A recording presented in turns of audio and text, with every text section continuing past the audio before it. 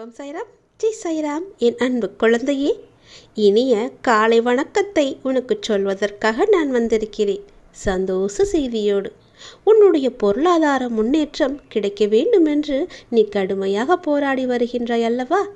அதற்கான முயற்சிகளிலும் நீ ஈடுபட்டு வருகின்றாய் அல்லவா? அது உன்னை சுற்றி உள்ளவர்களுக்கு புரிவதில்லை என நீ கவலைப்பட்டும் கொண்டிருக்கின்றாய். அது இப்போது அவர்களுக்கு புரிய வேண்டிய அவசியமில்லை.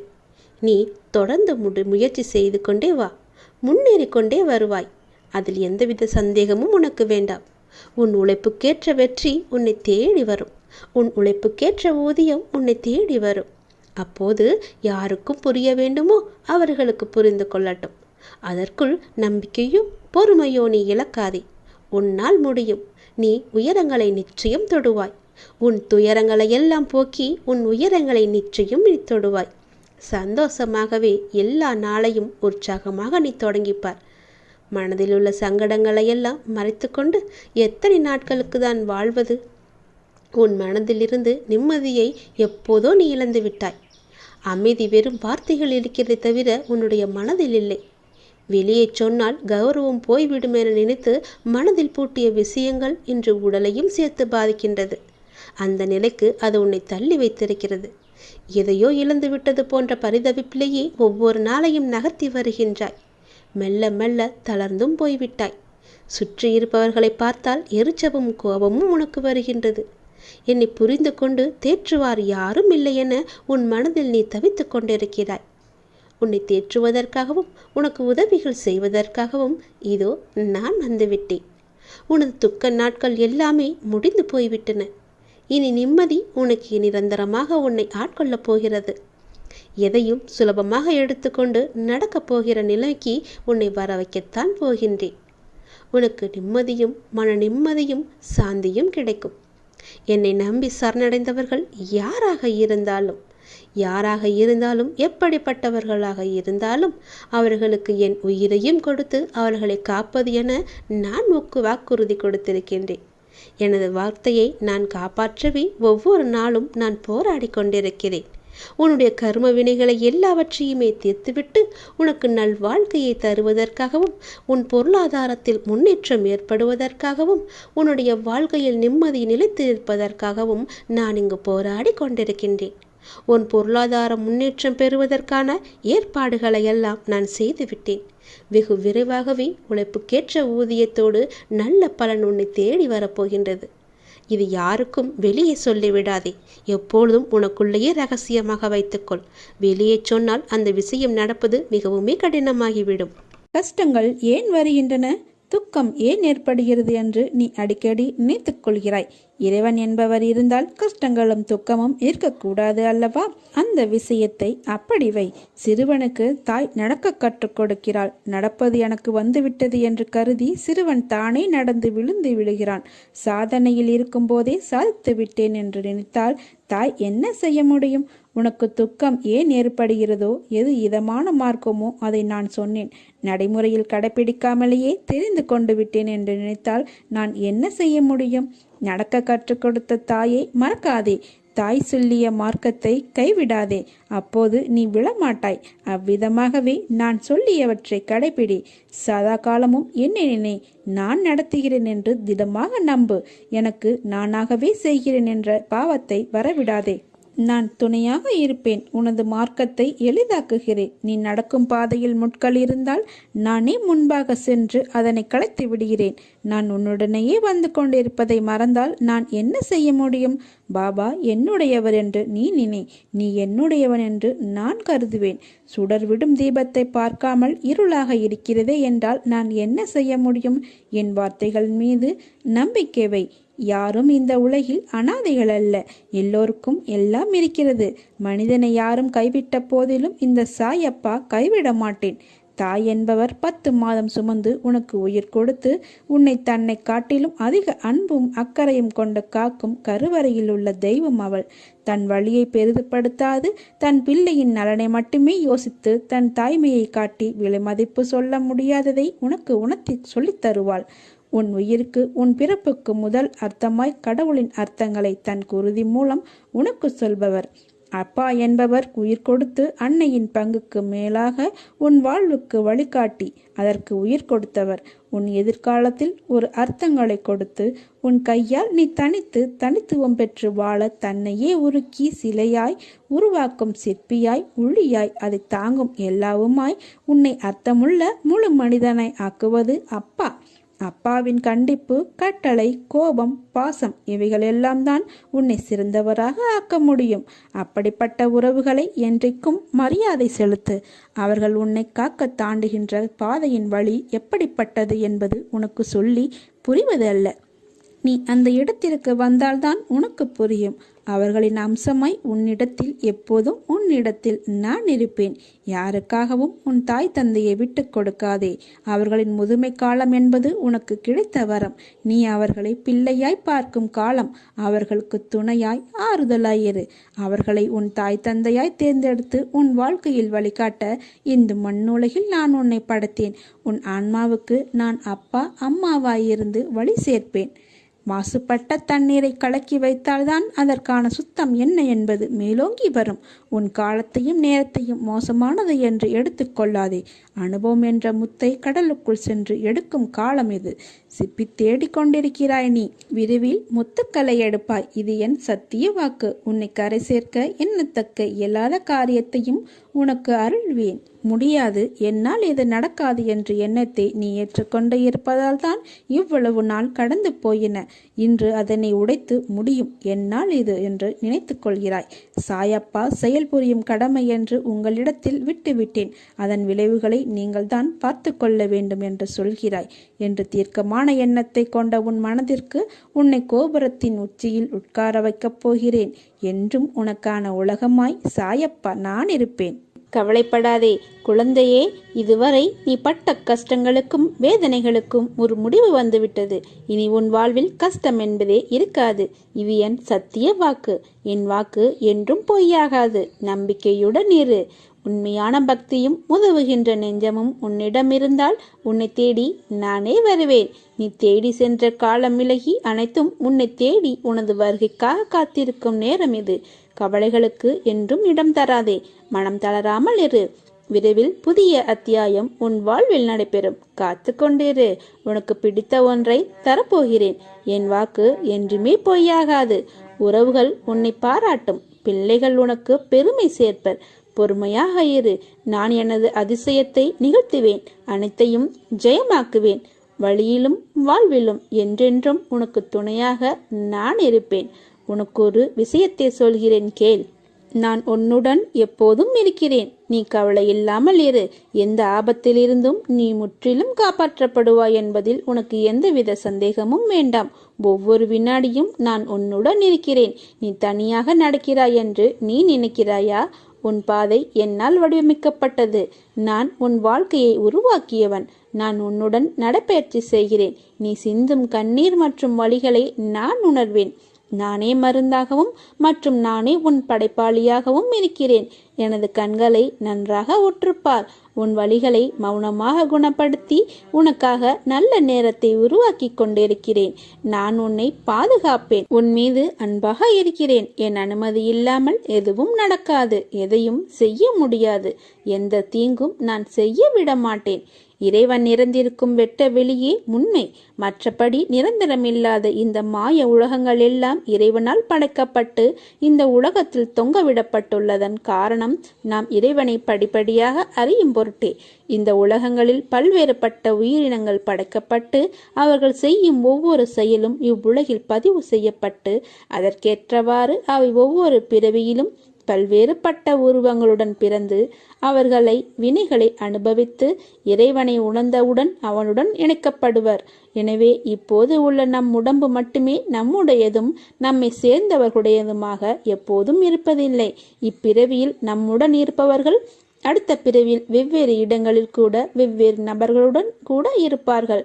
அதை உணராதவர்கள் ஒவ்வொரு கெட்ட வினைகளுக்கும் பதில் வினைகளை செய்யாமல் இருக்க தெரியாமல் மற்றும் பொறுத்திருக்க தெரியாமல் உடனே பதில் வினைகளை யோசிக்காமல் செய்த பாவ முட்டைகளை அதிகரித்து ஒரு குறிப்பிட்ட காலத்திற்கு பிறகு இந்த உலகங்களுடன் சேர்ந்து அழிக்கப்பட்டு விடுவர்.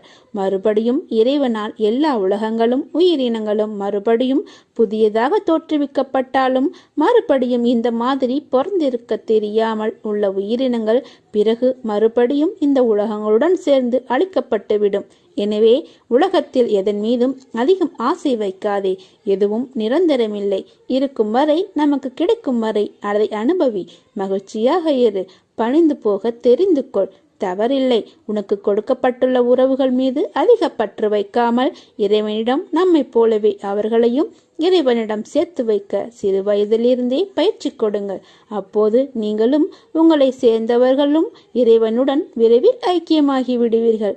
அப்படி முடியவில்லை என்றாலும் உன் வேண்டுதலால், உன் பொறுமை மற்றும் நம்பிக்கையால், எதிரிகளுக்கும் விட்டு கொடுக்கும் தன்மையால் ஒரு நாள் நிச்சயம் விடியும். உனக்கு தேவையானதெல்லாம் உன் வீடு தேடி தானே வந்தடையும். மற்றும் உன்னை புரிந்து கொண்டு உன்னை விட்டு பிரிந்த உறவுகள் கூட உன்னை தேடி ஓடி வரும். நீ காண்பது அனைத்தும் மாயை. இந்த பரந்த உலகத்தில் அறிமுகமாகும் அனைத்தும் மாயை. எதுவும் நிரந்தரமில்லை. இருந்தாலும் உன் விருப்பங்களையும் நான் பூர்த்தி செய்வேன். மேற்சொன்னவற்றை புரிந்து கொண்டு அவர்களிடம் நடந்து கொள். இந்த தருணத்தில் விட்டு சென்றவர்களை நீ தேடி போக தேவையில்லை. நானே உன்னிடம் வர வைப்பேன். அவர்களை அப்போது ஒதுக்கி வைத்து பார்த்து ரசிக்க நினைக்காதே. உனக்கும் எனக்கும் பூர்வ ஜென்ம புண்ணியம் உள்ளது. அது இல்லை என்றால் உனக்கு நான் குருவாக இருப்பது அர்த்தமில்லாமல் போய்விடும். இறைவனால் படைக்கப்பட்ட உனக்கே பிறர் குற்றங்களை மன்னிக்கும் தன்மை இருக்கும்போது நீ செய்த தவறுகள், பாவங்கள் அனைத்தும் உன் பூர்வ ஜென்ம புண்ணியத்தின் காரணமாக உனக்கும் உன்னை சேர்ந்தவர்களுக்கும் மன்னிக்கப்பட்டு அதனில் பெருமளவு நான் தாங்கிக் கொண்டிருக்கிறேன். உங்களை அதிலிருந்து நான் காப்பேன். உங்களை எனது பக்தனாக அடைந்திருக்கிறேன். கவலைப்படாதே, நான் இருக்கிறேன். கலங்காதே. எனக்காக இன்னும் சற்று காத்திருங்கள். உங்களுக்கான நாளிலிருந்து அனைவர் முன்னிலையிலும் உங்களை வெறுத்தவர்கள் உட்பட இது எப்படி நடந்தது என்று அனைவரும் பிரமிப்பு அடையும்படி அதிசயங்கள், அற்புதங்கள் ஒவ்வொன்றாக பெய்யென பெய்யும் மழையைப் போல உங்களுக்கு நடந்து கொண்டே இருக்கும். மற்றும் இறைவனிடமும் நீங்கள் ஐக்கியமாகி விடுவீர்கள். ஏனெனில் பொறுத்தவர் பூமி ஆழ்வார். என்னுடைய ஆசீர்வாதத்தை நன்றாக ஒத்துக்கவனே. விரைவில் நல்லது நடக்கப் போகிறது. உனக்கு ஒரு விஷயத்தை சொல்கிறேன். நான் உன்னுடன் எப்போதும் இருக்கேன். நீ கவலை இல்லாமல் இரு. எந்த ஆபத்திலிருந்தும் நீ முற்றிலும் காப்பாற்றப்படுவாய் என்பதில் உனக்கு எந்தவித சந்தேகமும் வேண்டாம். ஒவ்வொரு வினாடியும் நான் உன்னுடனே இருக்கிறேன். நீ தனியாக நடக்கிறாய் என்று நீ நினைக்கிறாய். உன் பாதையை என்னால் வடிவமைக்கப்பட்டது. உனக்கு அள்ளி கொடுக்க நான் இருக்கிறேன். உனக்கு தேவையானதை நீ கேள். உனக்கு எது தேவையோ அதை நான் வாரி வழங்குவேன். உனக்கு துயரத்தை தருவது இப்போதைய உனது நிலை அல்ல, உனது தன்னம்பிக்கை குறைந்த தன்மை, அதாவது அவநம்பிக்கை என்பதை தெரிந்து கொள். உயிர் போனாலும் தானாக போகட்டும். இருக்கும் வரை தொடர்ந்து போராடு. கொலையாக அழுது புலம்பாதே. தலைவலியாக இருந்தால் என்ன, தலை போகும் காரியமாக இருந்தால் என்ன, இந்த வாழ்க்கையில் இந்த ஒரு தரம் மட்டுமே இந்த கடினமான பாதையை கடந்து போக போகிறாய். நடுப்பகுதியை தாண்டி விட்டாய். இன்னும் கொஞ்ச நேரம், கொஞ்ச தூரம்தான். சுமையை இறக்கி வைக்க இன்னும் கொஞ்சம் அவகாசம்தான். அதற்குள் அவசரப்பட்டு விடாதே.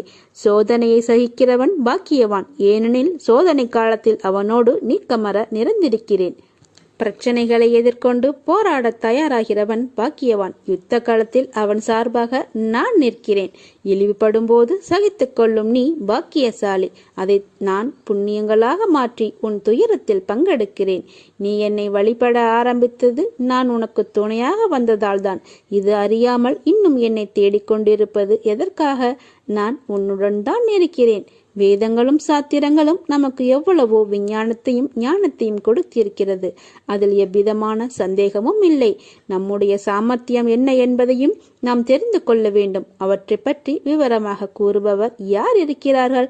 அவற்றை எவ்விதமாக அறிந்து கொள்வது என்ற சந்தேகத்தால் காலத்தை வீணாக்காதே. எறும்பு ஒரு மலையை சுமக்க முடியாது, மேலே தூக்கவும் முடியாது. ஆனால் மலையின் மேல் எறும்பினால் ஏற இயலும். காரணம் என்னவென்றால் அதற்கு அந்த விசுவாசம் இருக்கிறது. அந்த விசுவாசத்தின் காரணமாக அந்த வேலையை செய்ய முடிகிறது. என் நாம உச்சாடனையில் அப்படிப்பட்ட நம்பிக்கையை நீ வைத்தால் உன்னை நான் ஆன்மீக மலைச்சிகரத்தின் உச்சியில் உட்கார வைக்கிறேன். பாதையில் நீ நீர் ஊற்றினால் கிளைகள் துளிர் விடுகிறது. வேதங்களுக்கும் சாஸ்திரங்களுக்கும் மூலம் ஏதோ ஒரு சக்தியின் நாமமே. நாமம் என்றால் சொரூபத்தை ஒருமித்த உச்சரிப்பின் மூலம் உண்மையை கிரகித்தலேயாகும். என் நாமத்தை உச்சரிப்பதால் வேறு சிந்தனைகள் தோன்றாது, அனர்த்தமான துன்பங்கள் வளராது. என் வார்த்தைகள் மீது நம்பிக்கை வை. நினைத்து பார்க்க முடியாத அதிசயம் இப்போது நடக்கப் போகிறது. உனக்கான நற்பலன் நிச்சயம் உன்னை வந்து சேரும். பாபாவை நம் வீட்டின் மூத்தவராக நினையுங்கள். கடவுளாக நினைப்பதை விட அவரை உங்கள் வீட்டில் ஒருவராக நினைத்து உணவு தண்ணீர் அனைத்தும் வைத்து அவருடன் பேசுங்கள். உங்கள் மனக்கவலைகள் அனைத்தையும் கேட்பதற்கும் அதிலிருந்து உங்களை மீட்பதற்கும் அவரால் தான் முடியும். தன் குழந்தைகளின் சந்தோஷமே தன்னுடைய சந்தோஷம் என்று அன்றிலிருந்து இன்று வரை வாழ்ந்து வருபவர் நம்முடைய சாய்பாபா. நம்பிக்கையுடன் இருங்கள், நல்லதே நடக்கும். நீங்கள் கேட்டது விரைவில் கிடைக்கும். கிடைத்தது நிலைக்கும். பொறுமையுடன் காத்திரு. கண்கள் உன்னை காண, உள்ளம் உன்னை நினைக்க, கைகள் உன்னை வணங்க, வணங்கும் உள்ளத்தை காத்தருள் புரிவாய் என்று சாய்பாபாவிடம் கேட்டுக்கொள்ளுங்கள். நான் யார் என்று யாருக்கும் தெரியாது. யாவும் அறிந்த பாபா என் நிலை நீ அறிவீர்களா? மாயை சூழும் வாழ்வில் தடுமாறும் நிகழ்வில் எம்மை தனித்து விடுவீரோ? சிரமங்கள் சூழும் வாழ்வில் அதை போக்கிட வரம் தாரீரோ? மெய்தனை வெந்து மனம் தன்னின் நொந்து வாழ்வதுதானா என் வரம்? நின் விழிப்பார்வை என்னை பார்ப்பதில் என்ன சுணக்கம்? யார் யாரோ எப்படியோ வாழ்ந்திருக்க நின் திருவடியில் நிழல் தேடும் இந்த பாவி பக்தனை புறம் தள்ளாதிர் பாபா. பாவங்கள் பல செய்தாலும் காப்பது உன் கடமை. என் நல் தேடலும் தேவையும் தருவது உன் சத்தியமே. சாய்தேவா, என்னை காப்பாற்று. உன்னை நம்பி கெட்டவர்கள் யாரும் இல்லை, நானும் கெடப்போவதில்லை. எம்மை கரை சேர்ப்பதே உன்னுடைய பொறுப்பு. உன் அற்புதம் என் வீட்டில் நிகழட்டும். உன்னை கை தொழுதிட்டு கண்டு யாவரும் எம்மை கேலி பேசக்கூடாது. என் தேவை அறிவீர்களாக நீங்கள். என் கரம் தாருங்கள். நான் அழுதது போதும், நான் சிரிக்க வேண்டும். ஆனந்த பாபாவே, ஆனந்தம் வேண்டும். நேர் செய்திடுங்க, சரி செய்திடுங்கள். இக்கணமே வாழ்வில் இனிப்பை தாருங்கள். என்னை தேற்றிட உமையின்றி யாரும் இல்லை. எம்மை காத்து அருளீர் பாபா என்று இக்கணமே அவரிடம் வேண்டிக் கொள்ளுங்கள். சாய்நாதா, நீங்கள் இல்லை எனில் நாங்கள் இல்லை. நாங்கள் நிற்பதும் நடப்பதும் உண்ணுவதும் உறங்குவதும் சிரிப்பதும் அழுவதும் வெற்றியும் தோல்வியும் இன்றும் நாளையும் எல்லாமே உன்னால்தான். பாபா நமக்கு ஒரு காரியத்தை தாமதப்படுத்தினால் நிச்சயமாக அதில் ஒரு நன்மை இருக்கும் என்பதை நம்புங்கள். ஒரு கஷ்டம் வரும்போது நமக்கு நல்ல காலம் பிறந்து விட்டது, இனி நன்றாக இருப்போம் என நம்பிக்கை கொள்ள வேண்டும். தன்னை மட்டுமே நம்பி வந்த பக்தனுக்கு எந்த விதமான ஆபத்தும் வராமல் காப்பாற்றுவதே சாயினுடைய சத்தியமான விரதம். கவலைப்படாதே குழந்தையே, இதுவரை நீ பட்ட கஷ்டங்களுக்கும் வேதனைகளுக்கும் ஒரு முடிவு வந்துவிட்டது. இனி உன் வாழ்வில் கஷ்டம் என்பதே இருக்காது. இது என் சத்திய வாக்கு. என் வாக்கு என்றும் பொய்யாகாது. நம்பிக்கையுடன் இரு. உண்மையான பக்தியும் உதவுகின்ற நெஞ்சமும் உன்னிடம் இருந்தால் உன்னை தேடி நானே வருவேன். நீ தேடி சென்ற காலம் விலகி அனைத்தும் உன்னை தேடி உனது வருகைக்காக காத்திருக்கும் நேரம் இது. கவலைகளுக்கு என்றும் இடம் தராதே. மனம் தளராமல் இரு. விரைவில் புதிய அத்தியாயம் உன் வாழ்வில் நடைபெறும். காத்து கொண்டிரு. உனக்கு பிடித்த ஒன்றை தரப்போகிறேன். என் வாக்கு என்றுமே பொய்யாகாது. உறவுகள் உன்னை பாராட்டும். பிள்ளைகள் உனக்கு பெருமை சேர்ப்பர். பொறுமையாக இரு. நான் எனது அதிசயத்தை நிகழ்த்துவேன். அனைத்தையும் ஜெயமாக்குவேன். வழியிலும் வாழ்விலும் என்றென்றும் உனக்கு துணையாக நான் இருப்பேன். உனக்கு ஒரு விஷயத்தை சொல்கிறேன், கேள். நான் உன்னுடன் எப்போதும் இருக்கிறேன். நீ கவலை இல்லாமல் இரு. எந்த ஆபத்திலிருந்தும் நீ முற்றிலும் காப்பாற்றப்படுவாய் என்பதில் உனக்கு எந்தவித சந்தேகமும் வேண்டாம். ஒவ்வொரு வினாடியும் நான் உன்னுடன் இருக்கிறேன். நீ தனியாக நடக்கிறாய் என்று நீ நினைக்கிறாயா? உன் பாதை என்னால் வடிவமைக்கப்பட்டது. நான் உன் வாழ்க்கையை உருவாக்கியவன். நான் உன்னுடன் நடைபயிற்சி செய்கிறேன். நீ சிந்தும் கண்ணீர் மற்றும் வலிகளை நான் உணர்வேன். நானே மருந்தாகவும் மற்றும் நானே உன் படைப்பாளியாகவும் இருக்கிறேன். எனது கண்களை நன்றாக உற்றுப்பார். உன் வலிகளை மௌனமாக குணப்படுத்தி உனக்காக நல்ல நேரத்தை உருவாக்கி கொண்டிருக்கிறேன். நான் உன்னை பாதுகாப்பேன். உன் மீது அன்பாக இருக்கிறேன். என் அனுமதி இல்லாமல் எதுவும் நடக்காது. எதையும் செய்ய முடியாது. எந்த தீங்கும் நான் செய்ய விட மாட்டேன்.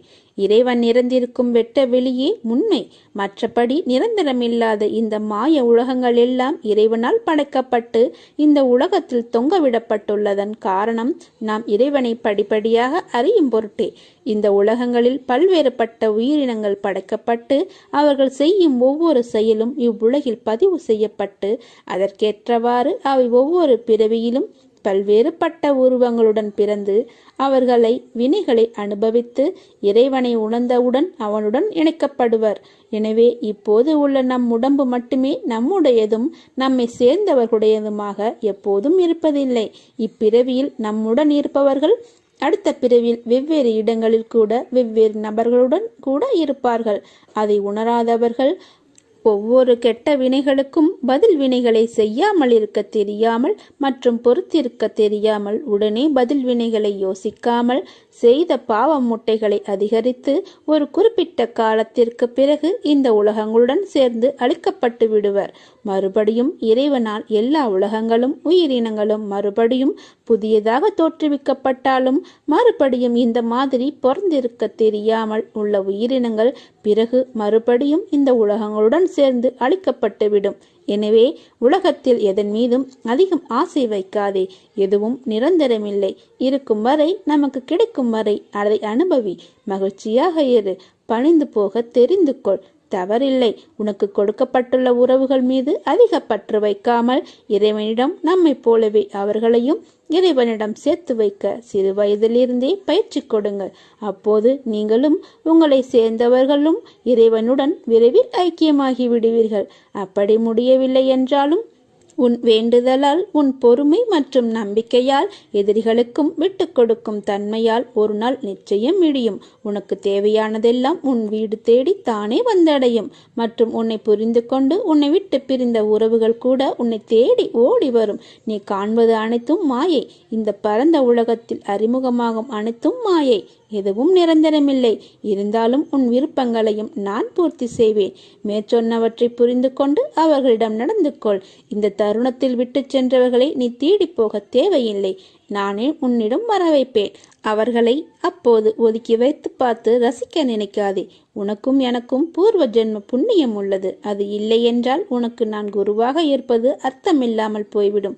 இறைவனால் படைக்கப்பட்ட உனக்கே பிறர் குற்றங்களை மன்னிக்கும் தன்மை இருக்கும்போது நீ செய்த தவறுகள் பாவங்கள் அனைத்தும் உன் பூர்வ ஜென்ம புண்ணியத்தின் காரணமாக உனக்கும் உன்னை சேர்ந்தவர்களுக்கும் மன்னிக்கப்பட்டு அதனில் பெருமளவு நான் தாங்கிக் கொண்டிருக்கிறேன். உங்களை அதிலிருந்து நான் காப்பேன். உங்களை எனது பக்தனாக அடைந்திருக்கிறேன். கவலைப்படாதே. நான் இருக்கிறேன். கலங்காதே. எனக்காக இன்னும் சற்று காத்திருங்கள். உங்களுக்கான நாளிலிருந்து அனைவர் முன்னிலையிலும் உங்களை வெறுத்தவர்கள் உட்பட இது எப்படி நடந்தது என்று அனைவரும் பிரமிப்பு அடையும்படி அதிசயங்கள், அற்புதங்கள் ஒவ்வொன்றாக பெய்யென பெய்யும் மழையைப் போல உங்களுக்கு நடந்து கொண்டே இருக்கும். மற்றும் இறைவனிடமும் நீங்கள் ஐக்கியமாகி விடுவீர்கள். ஏனெனில் பொறுத்தவர் பூமி ஆழ்வார். என்னுடைய ஆசீர்வாதத்தை நன்றாக ஒத்துக்கவனி. விரைவில் நல்லது நடக்கப் போகிறது. நல்லதே நடக்கும். சாயிருக்க பயமேன். ஓம் சாய்ராம். ஜெய் சாய்ராம்.